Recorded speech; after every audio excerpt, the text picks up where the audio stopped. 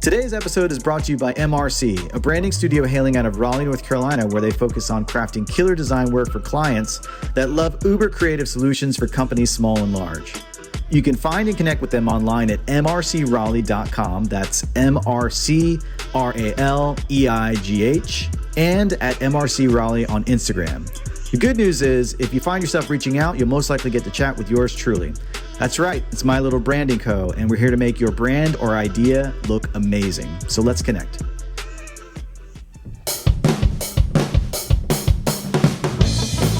Recorded at the Kitchen Studios. This is the Pencil Pushers Podcast.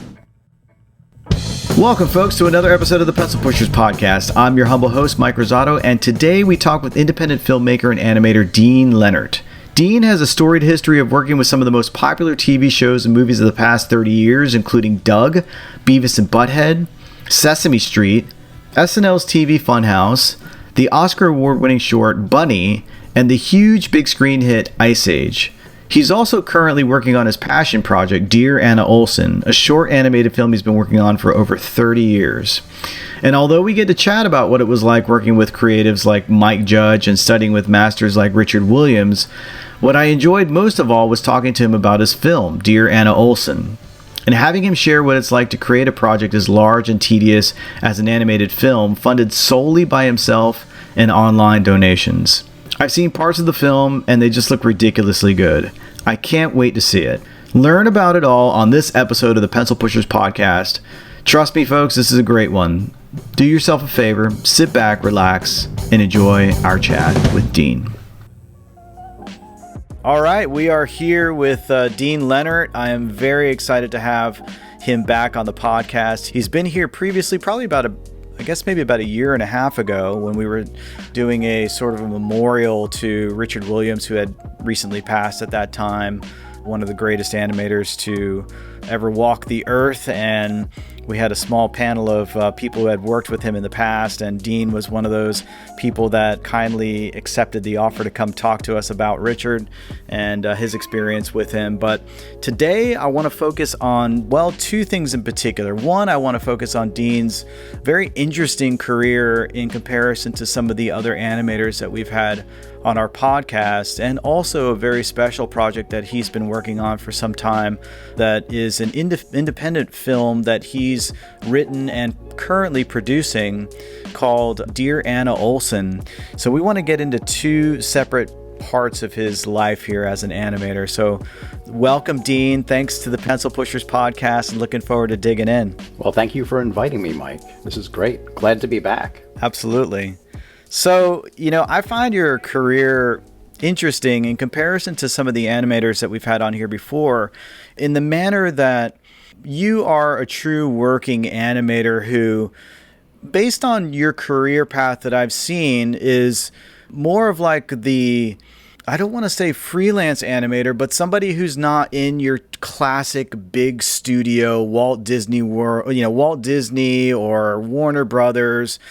You are a person who has been working on a lot of classic animated TV series for the most part, and we've never really had somebody like that on the podcast. And I think it's a really interesting perspective, because most of the animators really do work under those types of, kind of career paths, and they don't get talked about nearly as much as, say, your Glenn Keanes or your Andreas Dejas and stuff like that. And they're still making great entertainment that people love. And it's just awesome to talk to you about that a little bit more in depth.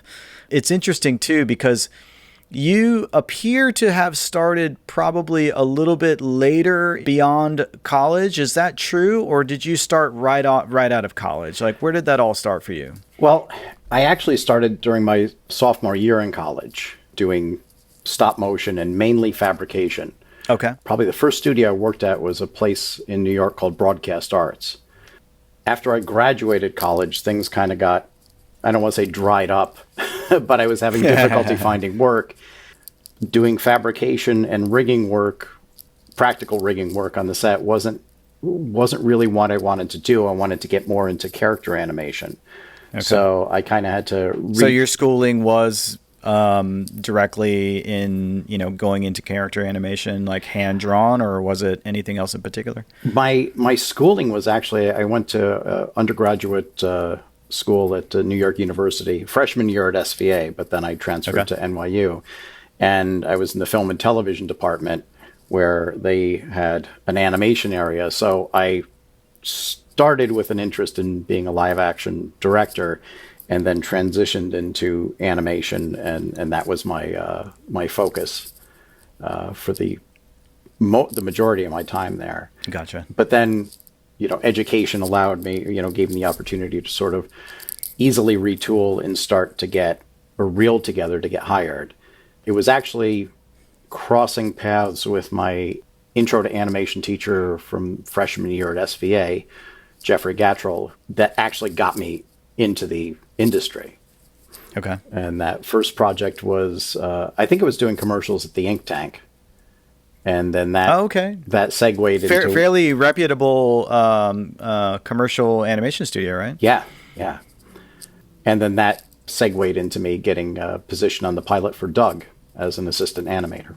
So that was a pretty big deal, I'm sure, because, well, I guess at the time you didn't really know whether or not that was going to be a success, considering it was a pilot. But I mean, the fact that you were working for, at that time, fairly, it was probably a budding animation studio at that time, right? Yes, and it was being produced through Jumbo Pictures, which was also a budding little animation studio. Right, okay.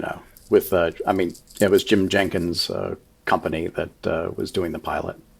Yeah, and at that time, I guess this is probably like, 89, 90, somewhere around that range, 1990. Is that right? Yeah. 1990.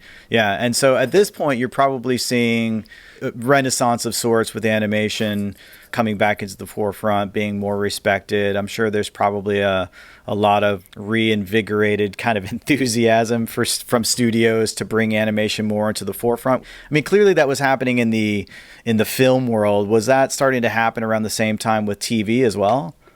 Yeah, I believe so. As you had mentioned, Nickelodeon was starting their Nicktoons kind of division, and it was they were doing a bunch of pilots at this point. Ren and Stimpy was one of them. Rugrats was one of them. And prior to this in New York, it was mainly doing commercial work, at least for me. And so this was sort of the beginning of more serious work happening in New York. Yeah. What was that like for you as a budding animator, starting to see this activity happening? Was it exciting, daunting, knowing that starting to get kind of fierce competition, I'm sure?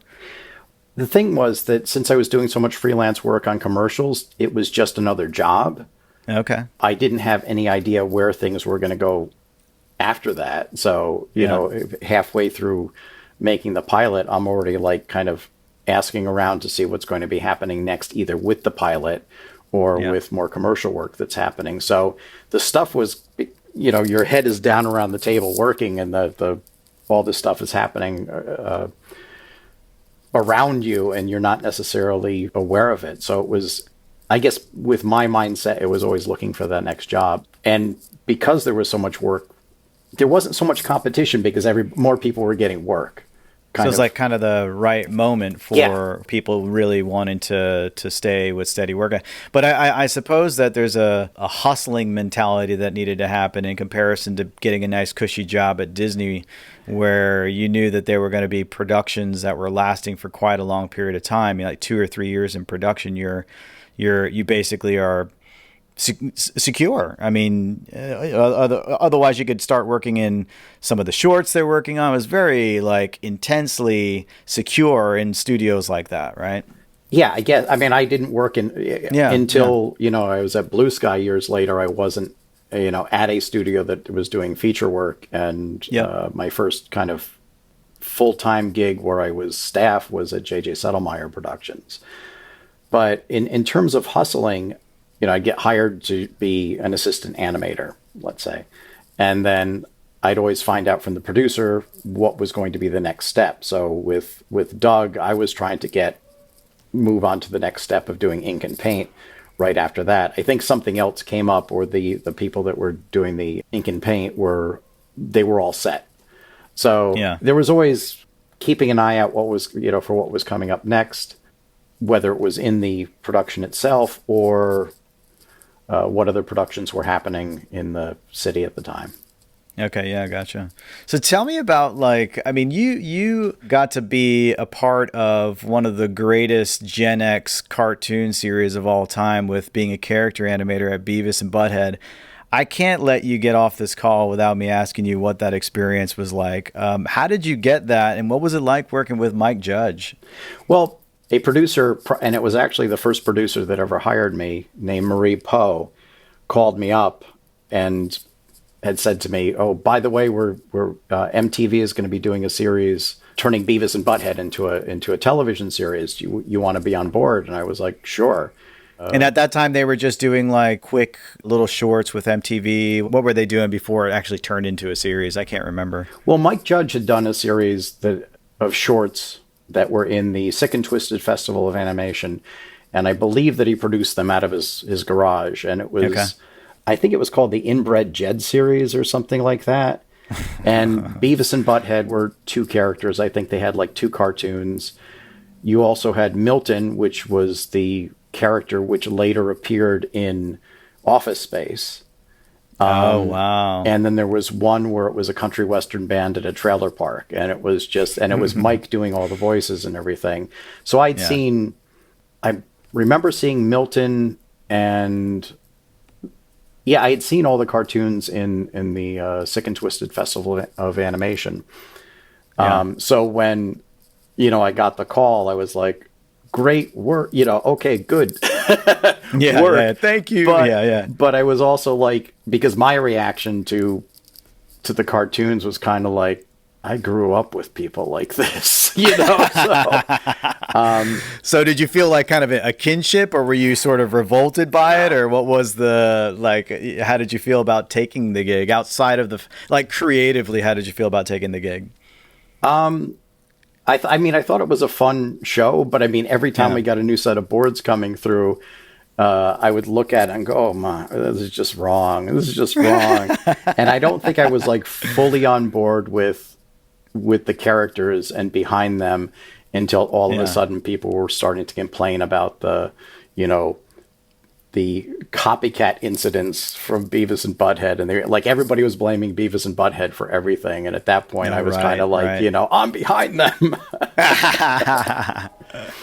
That's awesome. So what was it like? What was it like working for that such a popular series? And did you work directly with Mike Judge? I mean, what was that experience like?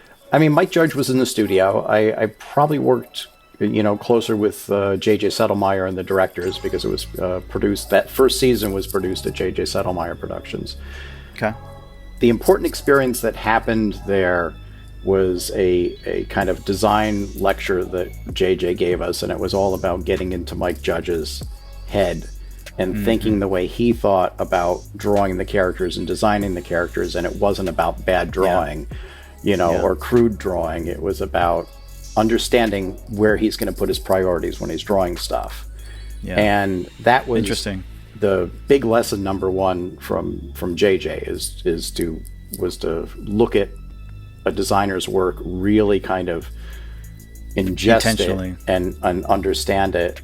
For the next 4 years that I was there, that was that's what I did with and all the other animators for every project. We were working with different designers because there was no house look. But I wasn't in the design end of things. I was actually on that project the animation reuse coordinator, although JJ preferred the term librarian. So my job, because it was the first animated series on television that was using digital ink and paint. Oh, yeah. So with every storyboard, I had to kind of go through it and figure out what stuff we already had assets for, and how we could just re-expose this and reuse that, and then what stuff had to be new work, original work generated for that particular episode. Gotcha. Okay, so that's animation reuse coordinator. Gotcha. You worked there for, I guess, a couple of seasons, right? What was the reason for moving on? Were you just anxious to do other things, or what was kind of going on in your head there? Did you get creatively bored with it? Well, I was at JJ's for 4 years, and right after Beavis and Butthead, we did Schoolhouse Rock's The Next Generation. Yeah.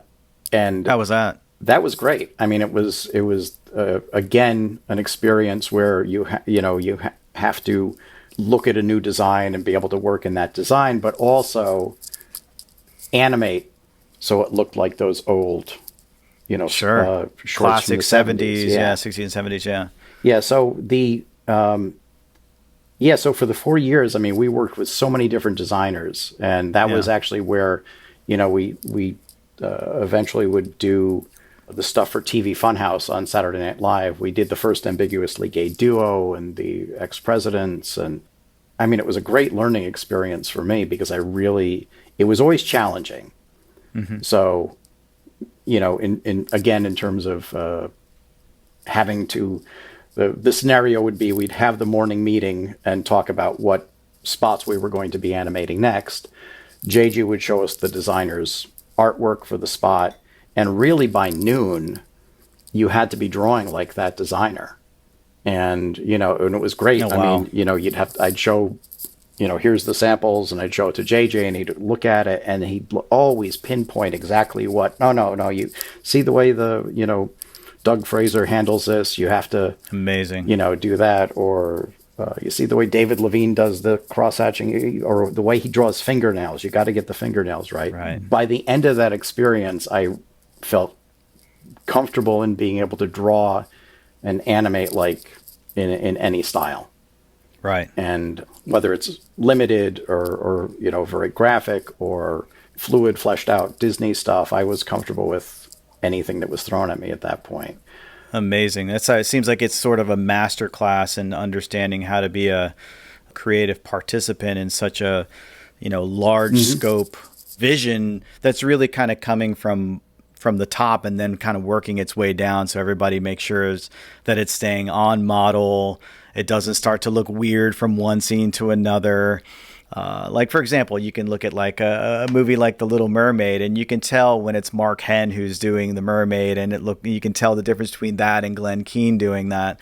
But I know that it's got to be a unified voice to keep that consistency, so people understand it really clearly every time they watch it. It's not looking weird. I suppose there's probably like a different philosophy too. I mean, if you got somebody like, going back to another major Gen X cultural iconic show like Ren and Stimpy, where you're almost given creative freedom. It's almost like part of the brand to have Ren and Stimpy look different from one scene to another.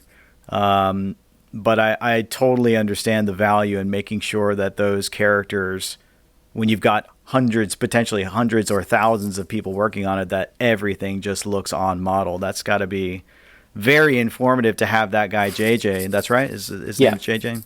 Yeah. To keep reminding everybody that look at the details to make sure you're thinking about it specifically to how that character designer is coming up with that stuff. Is that pretty much it? Yeah. I mean, you're analyzing everything and always referring back to the designer's original approach or, almost formula.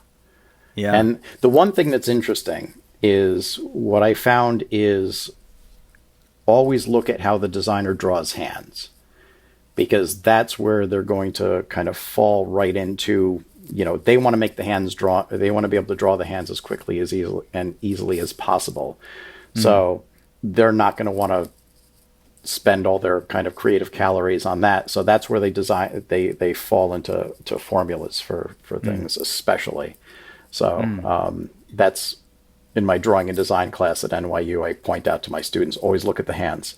If you get the hands right, then, and you're able to get everything else right, that's usually where things fall apart, or you can usually, that's where things will go. You can pick apart. Yeah. You can pick apart where things start to fall apart with how the hands are articulated.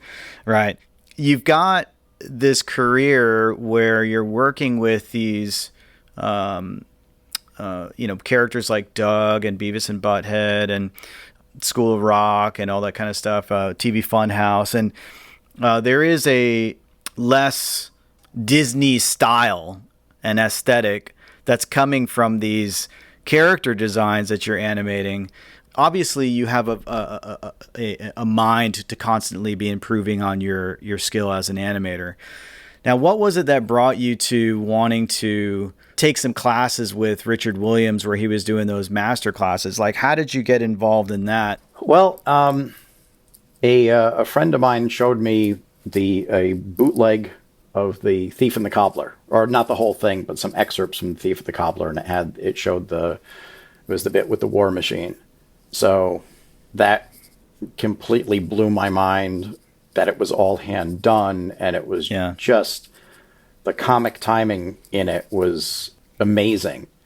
So for those who are not familiar with this film, this is basically the master, like his most iconic film that Richard Williams worked on for at least 30 years, potentially, and unfortunately didn't get to see it finished, at least to the point that he wanted it to be. It did get finished through a different studio, but this one scene that Dean is talking about, you just have to go online and look it up. It is just incredible, where you see the thief trying to just get these magic golden balls, right? Mm-hmm.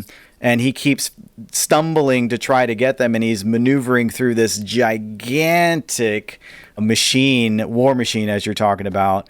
Everything's hand drawn.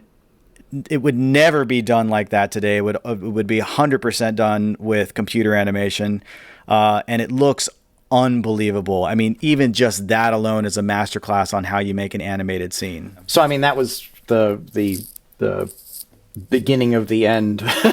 Because it was, you're like, oh, this is it, right? Yes. I know nothing. Yeah, and at that time you weren't very familiar with Richard, is that right? Or were you familiar with his work through his other projects or anything? Or well, I knew Roger Rabbit. Okay, I knew Raggedy Ann and Andy, which was the first film I'd ever seen a pencil test from when I was 11 years old, wow. And it was animated by the brilliant master animator Tisa David, who years later I was able to study with her as well.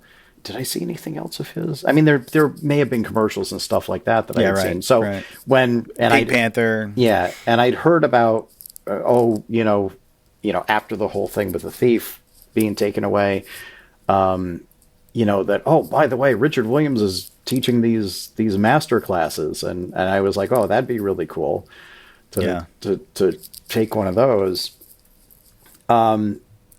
And it was right as I left JJ's and went to Blue Sky. Actually, let me go back because I didn't answer your other question about leaving JJ's and going to Blue Sky. So this is where you started to get into CG animation, yes. Right? Mm-hmm. I started out with a big interest in stop motion as a kid. I mean, that's what the kind of films I was making when I was a teenager, and that's eventually... Harryhausen. Yeah. When I'd heard that Blue Sky was looking to hire animators because they were gearing up because they wanted to do a feature, and they were willing to train you. And to my mind, I was like, that's like stop motion. It looks like stop motion. So let me see about that. So I contacted one of my friends at Blue Sky and came in for an interview and was able to, and I was hired. The interesting thing is that CG is the complete opposite of stop motion in that stop motion is completely tactile, and I almost call it live animation because you're in that zone the entire time when you're animating. Totally. Whereas, and you have an environment and all that kind of stuff, yeah. Whereas with CG, it's so stop and start, like selecting a joint, rotating, saving, and everything else, that it took me about 6 months to get my head around doing that work. Did you enjoy that? I mean, you did it for years, right? Yeah, I was there for 4 years as well. Yeah, I enjoyed the challenge, and I mean, it was fun new toys to play with, right? And but it was just the main thing that was a challenge was getting my head into that space so that I could create emotion, but also have that flow, because even when you're doing traditional hand-drawn animation, as you're rolling the pages back and forth, you're able to see the action, and with CG, there's not that being in that space.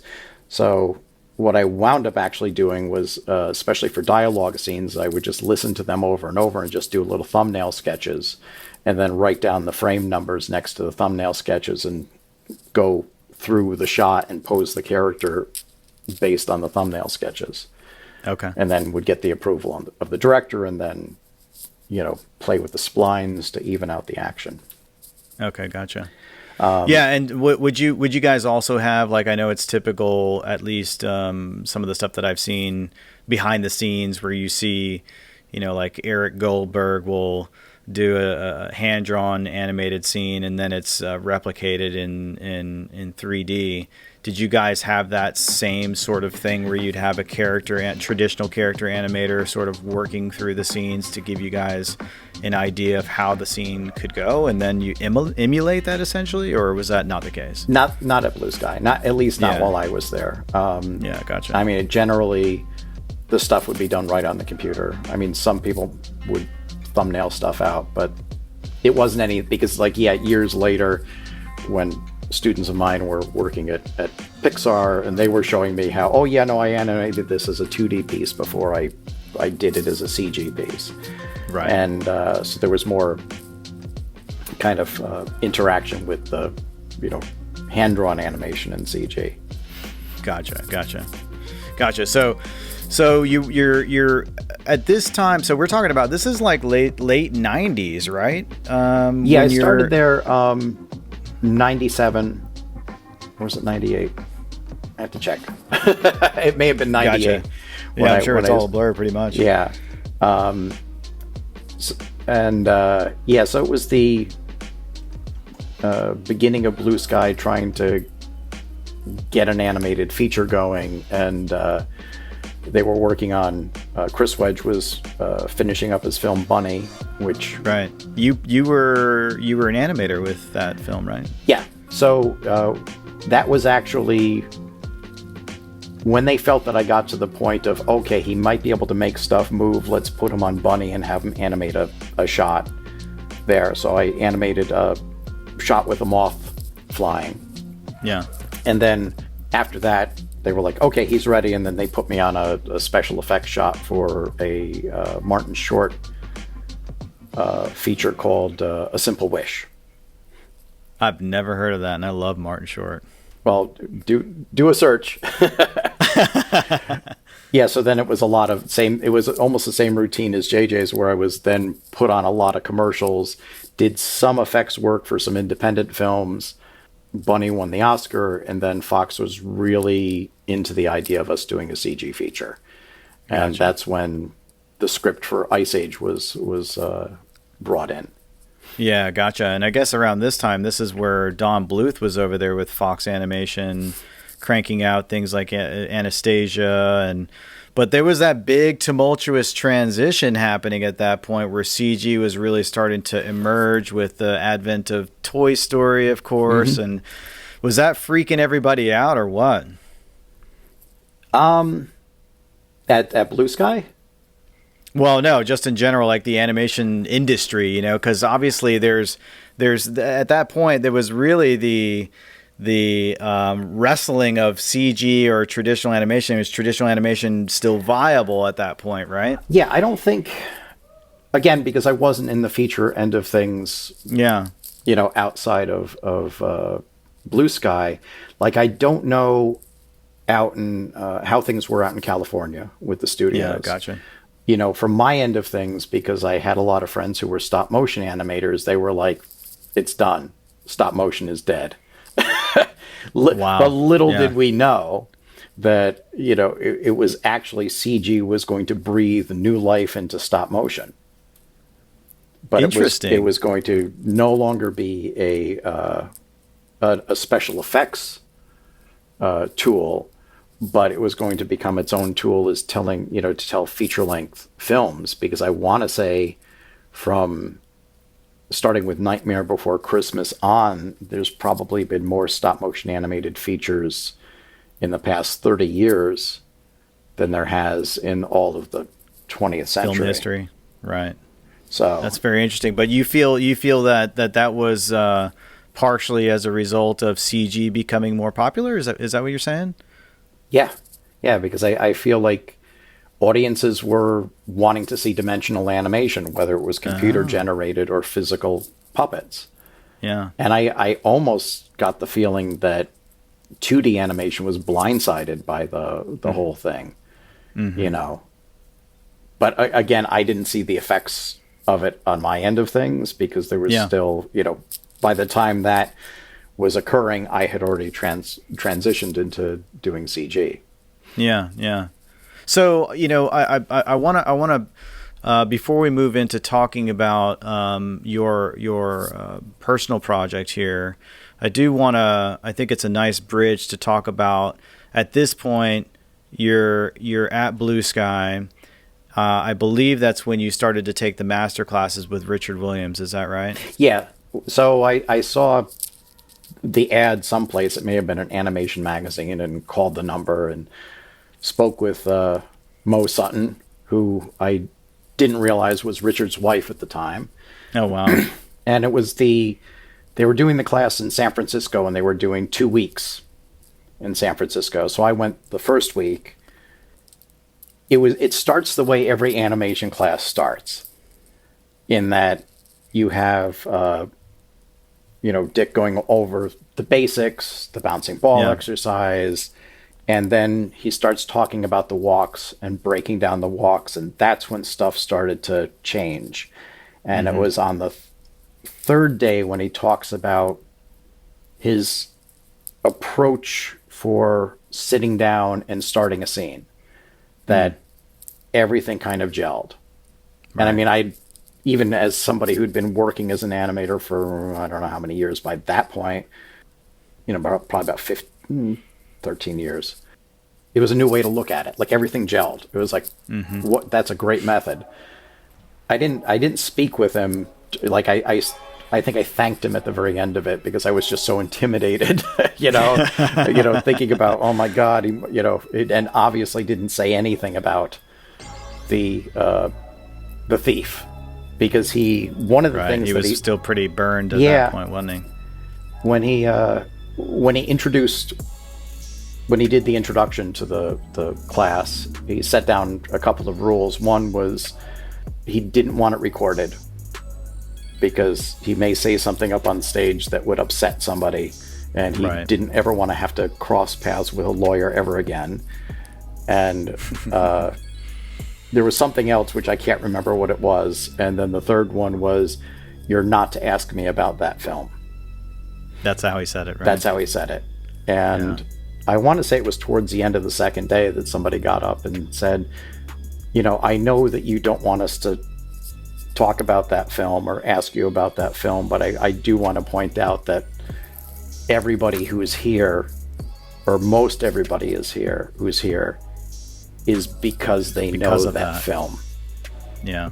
And he got a standing ovation from all of us at that point, which he was like, you know, kind of thrown off by. So, but it was great. And then I wrote him a fan letter right after that, which, what I will recommend to everybody who's listening is write fan letters to your heroes. Yes, I wrote definitely agree. Fan letters to 2 of my heroes, and became friends with both of them. Who was the other? Frederick Back. Who's that? He's he was a Canadian animator. He did The Man Who Planted Trees and The Mighty River. And, wow. You know, and his work, I almost describe he and Richard Williams as sort of opposites, in that Richard would, you know, revise and revise and revise and revise the work to really polish it, whereas Frederick Back would draw stuff right on frosted cells, and that was it. He didn't do pencil tests. He didn't do work on paper and then transfer it to cells. So when you're looking at his films, those are our first drafts. I asked him how much revision he did at one point, and he said, no, I really don't do any revisions. I'll retime stuff if I feel like it needs to be retimed the way it's shot, but otherwise that's it. Yeah, I'm looking at some of his stuff right now. I definitely recognize his work. His work looks a little similar to the Snowman style. That's very interesting. I have seen The Man Who's Planted Trees, and I probably saw it like when I was a kid. It came out in 87. Yeah, I probably saw it like on PBS or something like that. Wow. That's awesome. So anyway, sorry, little detour there. No, but, I'm sorry. I get on detours a lot. So anyway, so you sent him a letter, and just thanking him for the course and what a big influence he was on me as an artist and everything. And then my wife and I are in our apartment in New York, and the phone rings, and it's Mo. And, she says, "Oh, we got your letter. We got your very sweet letter." And I was like, "Oh, good. I'm glad that it arrived." She says, "Dick would like to speak with you." What? So oh my I'm like, God. I look over to Nancy, and I'm like pointing at the phone. Dick wants to speak with me. So that's awesome. So that was the kind of the beginning of what was it in friendship. particular that you wrote in the letter that made him feel like it was so special to actually speak to you on the phone? I don't even remember, honestly. I mean, it was a sincere note. Just I don't even know if I brought up anything about the thief but it was just how much I appreciated the course and how much it has impacted me as an artist and the way I approach my own personal work. And, but I can't, detail wise, I can't remember what it was per se, but, it was, that's amazing. Yeah. I can't help but think that relationship helps you move into what you're doing now, which is, obviously you're a teacher of animation at this point, but obviously on the side, you're working rigorously to finish your independent film, Dear Anna Olsen. Now, you've been working on this for some time. It feels like, first of all, how long has this film been in production so far? 32 years. 32 years. So you're trying to go for the Richard Williams marathon sprint here. I passed him. Passed him 3 years ago. Yeah, right on. And what's worse is that this is a short film. It's not even a feature film. So, right, yeah. Yeah. Well, he also had a full animation studio that was kind of behind him working on that stuff. Yeah. Of course. And I only bring on people when I can afford to bring on people. So otherwise it's a one man show at this point. Yeah, tell us a little bit about the story of the film. Dear Anna Olsen tells a story about an elderly woman, Anna Olsen, and she's living in a nursing home. And in an effort to overcome the feeling of isolation that she has, she writes a bunch of notes and ties them to balloons and sends them out from the nursing home. And it follows the odyssey of one of the notes as it's found by somebody, and they write a reply and then just as haphazardly throw that reply in a stream in a bottle, and then that's found, and as the note is making its way back to Anna, other people add their messages to it, so that in the end, when she receives the note, it changes how she views her surroundings and her life, because she's acknowledged as a living person from the outside world and feels less isolated. Wow, yeah, it feels like this is the right kind of film for an era of a pandemic where people have really had to struggle with not being out in social settings like we used to before. So this is really amazing. So technically, you were working on this film at the time when you were developing a relationship with Richard, and I'm only using this as a tie-in, not to bring it back to him, but I do find it interesting how you were working in 3D, you were working on this film, sort of like the beginning of the project, and here you are now fully embracing hand-drawn animation, and I've seen some of the clips. I've donated to your campaign to raise money for the film. And thank you for that. And I proudly did it, and I will continue to do that. And I definitely recommend that people find out about this project, and if you feel so inclined, definitely donate. But I love that I can see the work ethic in Richard's work in what you've done with this project, where you're using these inanimate objects and creating these camera movements where the scenes are moving and none of it is 3D. This is very different than what it used to be, where essentially you just had like maybe a multiplane camera that was moving still objects, still scenes to make it appear like things are moving within a scene, or the camera was moving in a certain scene. Here, you're actually rotating the camera, much like how Richard Williams would do and other maniacal animators that would do that would take those types of things on. It seems like you're really having a lot of fun with your expertise as an animator in this project. Is that part of what the reason for making this film is to utilize all the tools that you have in your toolbox for animation? Yes, but it's not. Well, let me go back a little bit here. So when I started the film in earnest in 1989, the one decision, and this is prior to seeing anything from The Thief and the Cobbler, or, my one goal was I wanted to explore the Z-axis with it. So I wanted the camera to move through a hall. I wanted the perspective shift. And I think part of this has to do with my stop motion background, because I really wanted to be able to feel like you're explore environments. Yeah. And at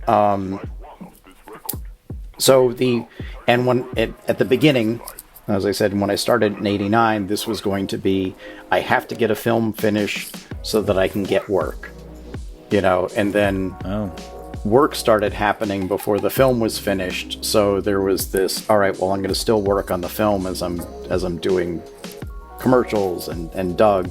And then it started to evolve into this, after I'd been working for a number of years, into this kind of repository of stuff that I couldn't do at work. You sit down and you're talking to the director and you're looking at the boards and you're getting excited by stuff and you're like, oh wow, we could do this, we could do this, we could do this. And either it wasn't going to work for that particular piece, or deadline and budget. Too time consuming. Yeah. So then it was the idea of, okay, well, what would happen if I animated something like this and just wanted to do it this way? Yeah. So it was always something that was a back burner project, in that I was always moving it forward. When I was working at JJ's, I actually moved up to White Plains to be closer to the studio so I could walk home, get dinner, and start working on the film after doing commercials all day. And I had a schedule where I was working every other night and every other weekend on the film to keep it moving forward. Yeah. Well, this brings me back to, it's storytelling first. Yeah, of course. And while it's fun to get fancy with stuff, if it's not going to serve the story and move it forward, I wasn't interested in it. It's so. But clearly there's looking at live action and the way that they film things very dynamically, that's very different than a lot of hand-drawn animation, particularly if you're not thinking about like computer generated assistance that happens with environments and stuff like that. Clearly there's lots of ways that you can be very exploratory with camera movements while also using it to tell a really good, engaging story, right? I mean, I'll just say that just looking at the way that you make the camera move in the scenes that I've seen makes it, even though it's not a part of the storytelling necessarily, it still makes it very engaging for me to look at. Like, I want to see more of it. It's almost like candy, it's just like unbelievable to see that kind of movement happening. You just don't see it very often. So, I mean, every shot was approached, I knew what the goal of every shot was going to be in terms of giving us more information to move the story forward. Then there was like, well, how can we make this more interesting? And it's like one of the clips that you posted that you shared online is the postal worker walking over to the desk, and the establishing shot is the desk, and then you see her walking towards it, and then there's the camera move over the shoulder, so we get, and it's a dynamic way to get right into, I don't want to have to show her opening the envelope and doing all this other stuff and getting so it's a fancy way to do a cheat to get us over to that, where by the time we're looking over her shoulder at the close-up of what she's doing, I've gotten rid of all the she takes out the pen, she takes out the label, all this other stuff. So it's every shot is really very carefully designed in terms of making sure the audience is looking where they're supposed to be looking. And I'm glad that that it's engaging and visually engaging to watch. But there's been stuff that I've cut from the film that, because it felt superfluous. Yeah. It was interesting, but okay, it's not working for the information at that point. So yeah, I'm curious about, like, as a film that you've been working on for over 30 years. Obviously, technology changes, your ability changes. It's a much different scenario than when you're working on something for like a year or 2 years. Where your ability and technology is not going to change very much. Do you find yourself looking at stuff that you started, say 25 years ago going, man, I really need to redo this? No. Luckily, when I started the piece, I started in the nursing home with the old people moving around. So my skill level matched the performance level. And then I think so it's like kind of a Benjamin Buttons kind of scenario. Yeah. You just, so my skills grew with the film. Right. And the other part of it, when you work on a project for this long and you have so many other people involved with it, whether it's people who are doing ink and color work or people doing animation, it almost becomes its own organic thing. Yeah. That, as I work on later shots, I am always referring to earlier shots to make sure that the quality is there. Or the quality is consistent, I should say. Yeah. And I had actually an animator working on it who was a former student of mine, Andrew Coates, who was nominated for an Academy Award for his short film called Borrowed Time. And he was working on the scene where the kid is trying to get the note out of the bottle. Yeah. He pulls it out of the net. And we were back and forth, and I was, giving him a lot of direction on stuff, and there was a lot of revisions on stuff, not simply because I wanted specific things in there. And he was on board with like more feedback because he wanted to do more revisions because he wanted his animation skills to improve. And he got to the point where I was like, approve the shot, and he was like, no, there's more I want to do with this. Come on, give me more. Right. And I'm like, if you take it past this point, it's a different film. Sure. So, because he was a very gifted young animator when I first met him, and he just was really hungry for wanting to pushing learn. that. Yeah. So it's but no, I don't. There's nothing in the film that I've gone back and reanimated. Yeah. Is the story completely fleshed out, or are you still kind of like improving on it? I mean, obviously you're not changing anything in regards to what's already been produced, but is the story complete, or is that evolving still? No, it's complete at this point. Okay. So you saw the assembly cut of the film. Mm-hmm. So that's it right there. Right. Okay. It's just, Gotcha. It just needs to be inked colored, and then, probably some tightening up on the editing here and there. And I'm still making like slight adjustments for exposure rates of the artwork occasionally, but that's it. So what are you most excited about with the film? Getting it done. I should have put the caveat that that's not you cannot use that as your answer. The big thing with it, anytime I finish a shot, it's just seeing it come together. I love being able to work with the people I've worked with on this project when I've been able to hire them. Yeah, I don't know. It may be the process to a certain extent, because I hired my niece over the summer to put down some coloring on some of the final artwork, and she kicked ass. Nice. And in 7 weeks, well job, niece. Colored 1,247 drawings. Oh my gosh. Wow. Amazing. But anyways, I'm sitting there coloring, and I turn around to her and I said, Jenna, when you see your uncle here quietly just doing this is the happiest he is. Just in this world of sitting at the drawing table that I've been sitting at for, too many years. And so it is the process. It's people who are familiar with the film tend to be really enthusiastic about the film. It has a little bit of a following at this point. In terms of how the finished film is going to be received, I'm managing my expectations on that, because you don't know. You work on something for 3+ decades, and then it's shown, it's done, and who's next. So but so that's I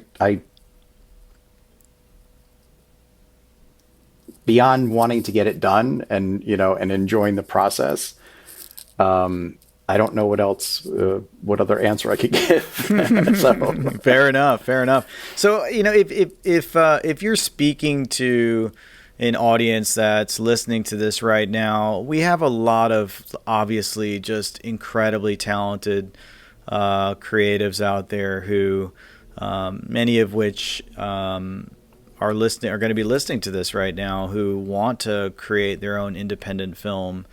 What do you suggest that people do? Like, what are maybe like the top 3 things that somebody needs to be considering before they take on a project like this, a personal project like this? I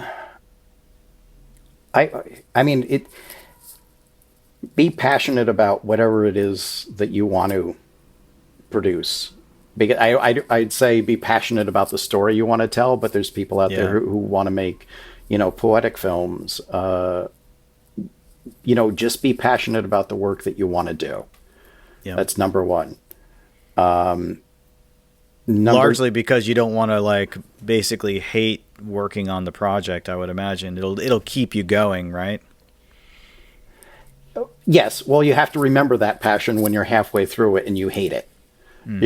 Because that does happen. I think anybody who's creating a piece of art, whatever it is, you get to that point where the real challenges are, whether it's story challenges or design challenges or technical challenges, you get to the point where you're like, I don't know if this is even going to work. It's that, right. as I, call it, living in the land of fear and doubt.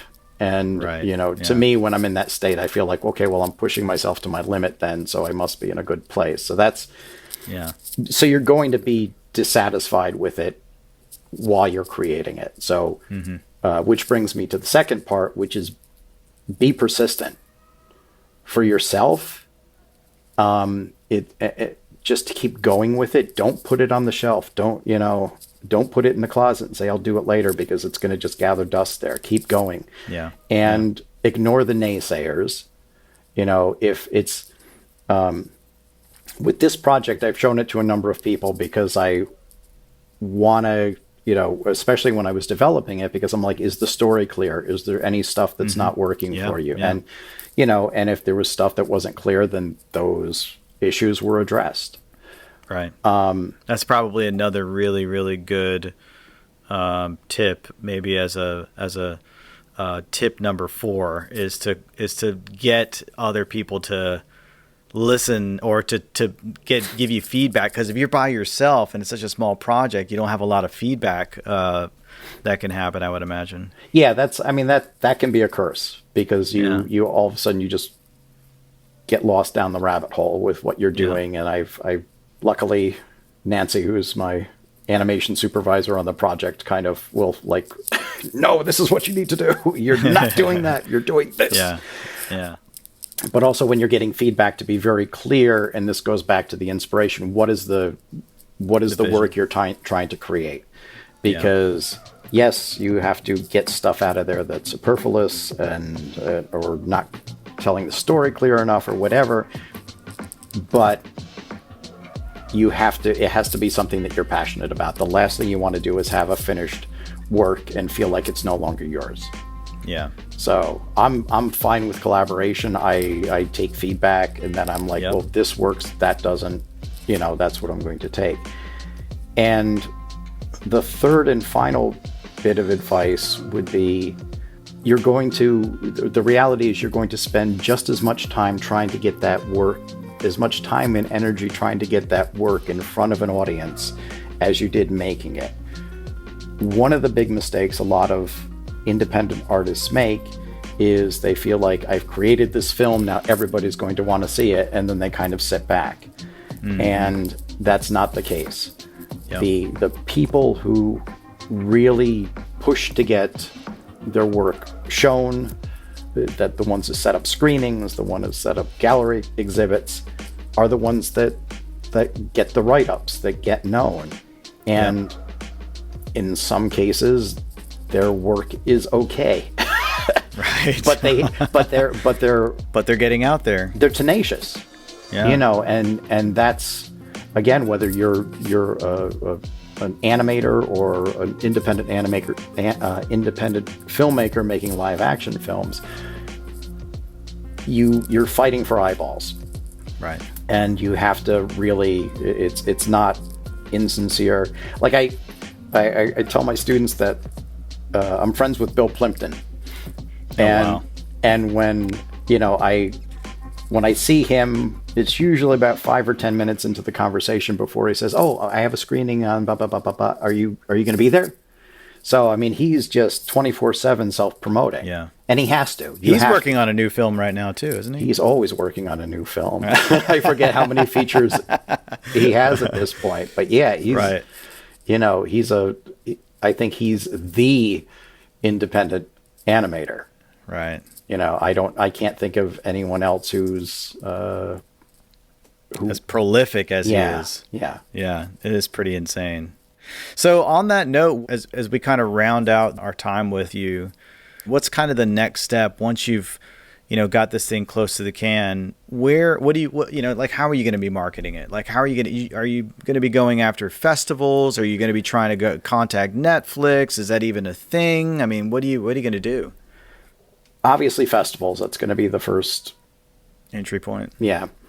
But also, because technology is changing so much in terms of getting stuff out in front of an audience, the plan at this point isn't sort of set, because as we're starting to get close to seeing a finished film, that's when I'm going to start doing research about, what is the newest thing for getting it out in front of an audience.